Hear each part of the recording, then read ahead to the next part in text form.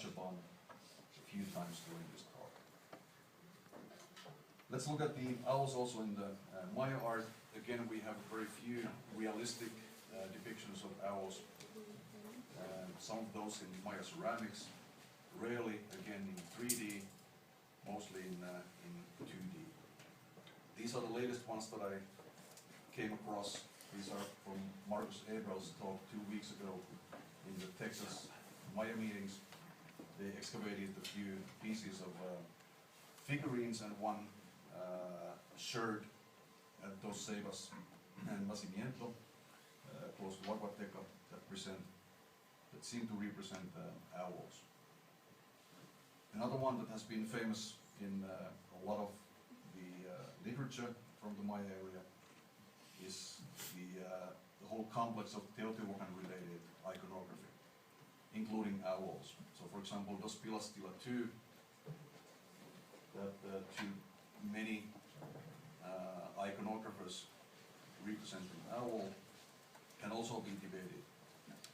In most cases in the world, as we will see in a short while, owls are presented and represented straight to the face rather than profile, which is most of the case in Mesoamerican art. But if we compare this animal to the Teotihuacan bird that has been also interpreted as an owl, it's probably not an owl at all, but an eagle, or again, some kind of a mythological raptor.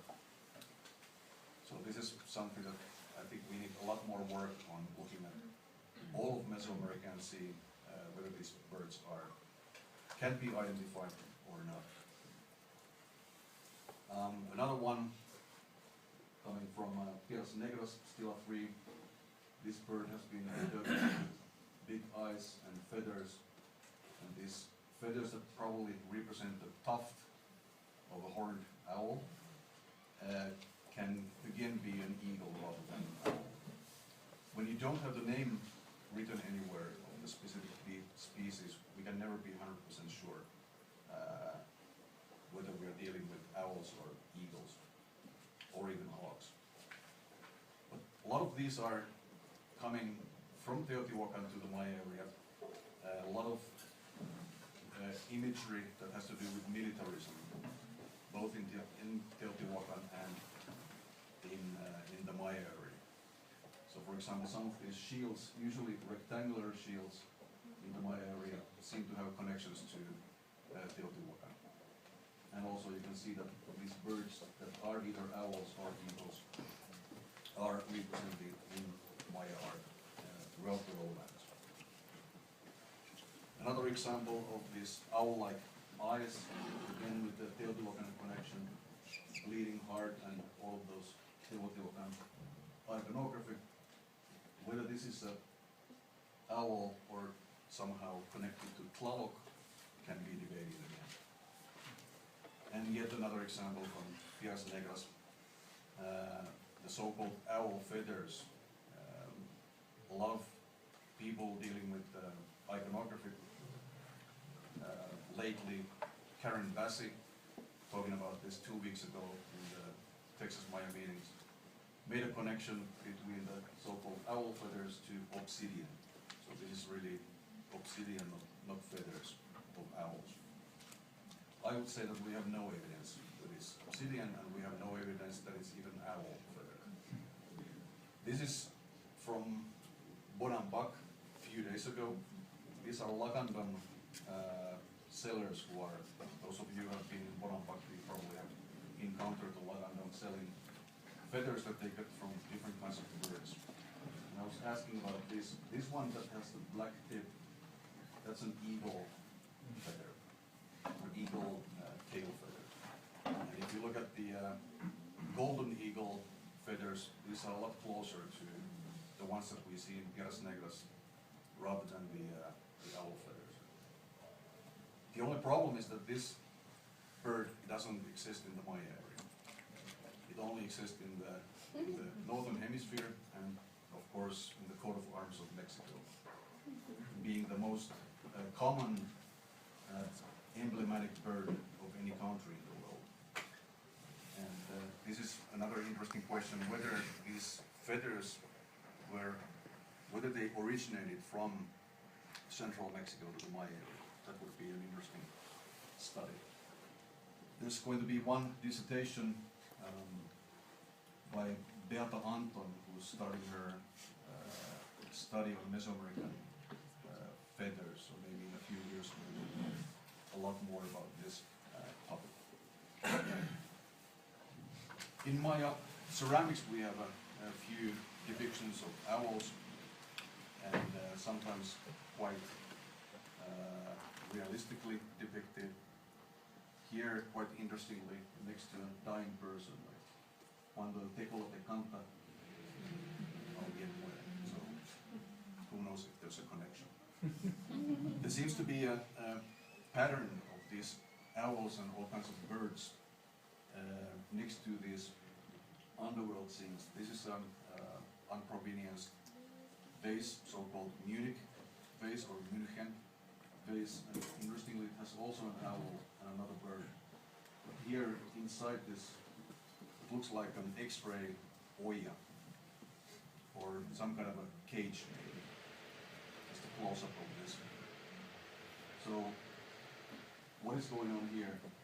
It seems to have some connection between these animals that are somehow in some kind of a confined area, some kind of a cage or part of some kind of a story that we don't fully understand. I think this is probably the cutest owl that we have in all of Mesoamerica. Yeah? Like it. There are also some other owl-like creatures in Maya art that have been interpreted as owls, but again, we can't be 100% sure whether they are owls. These are Teotihuacan-inspired motifs depicting probably not an owl, but a butterfly.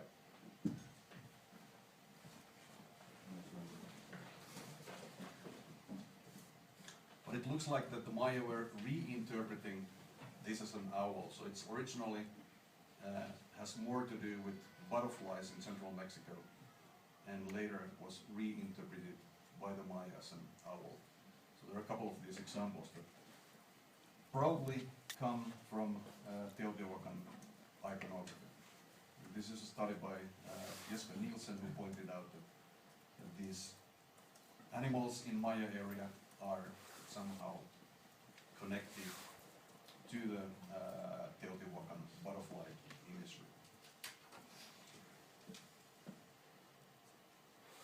So the connection seems to be there. And of course, this is another talk altogether, but those of you who have been looking at Maya art probably have encountered that there are no butterflies in the Maya art, or we are missing something. Of course, in the Maya area we have tens of millions of butterflies, but why are they not represented in the art? Which is not the case in central Mexico, where we have a lot of butterflies. But again, that's another talk altogether. But interestingly, in the Maya area we do have butterflies that are connected to owls, especially the so-called owl butterfly. This is last year, almost exactly 1 year ago, from close to a cave, Actum in Belize, Lauren Creek Valley. And these owl butterflies are actually today called, in the Tseltal area, as Pehpenul Balam, so butterfly jaguar. And when they open their wings, or when two of those are together, they actually do look like owls.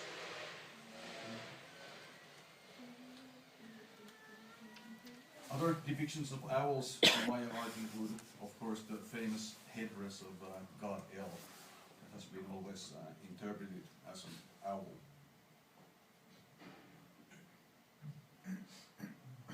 But again, is this an owl, or is it a supernatural bird of prey, some kind of a raptor? This is something that we can